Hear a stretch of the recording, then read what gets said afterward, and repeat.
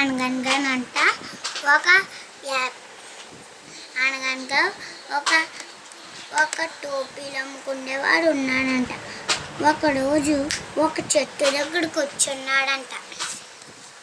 కూర్చుంటేనే అదే చెట్టు కింద ఒక అల్లరి చేసే కోతులు ఉన్నాయంట. అప్పుడు కిందన విశ్రాంతి తీసుకున్న రాజు పడుకోవడం అది చూసినట. అది చూసి చాలా సంతోషిస్తుంది. కిందకి వెళ్ళి తన టోపీలతో ఆడుకోవడం ప్రారంభించినాయంట. పాపం రాజుకి ఇదంతా తెలియదు, ఎందుకంటే తను చక్కగా పడుకున్నాడంట. అప్పుడే వేరే యాపస్తుడు వచ్చినాడు. అక్కడ ఏదో జరుగుతుందని ముందుకు వెళ్ళాడంట.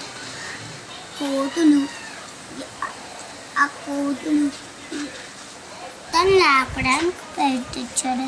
అరే లే రాజు, చూడు నీ కోతులు అన్నీ నీ టోపీలు తీసుకువెళ్ళిపోతున్నాయి,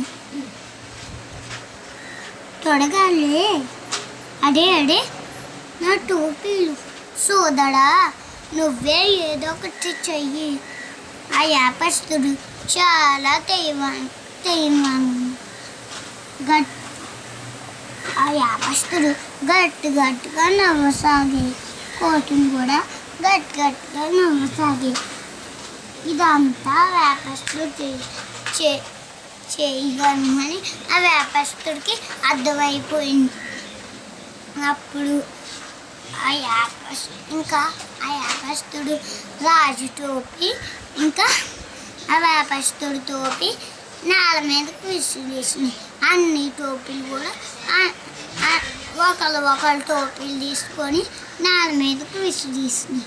అలా టోపీలు రాజుకు అన్నీ తన టోపీలు అన్నీ తిరిగి వచ్చేసినాయి.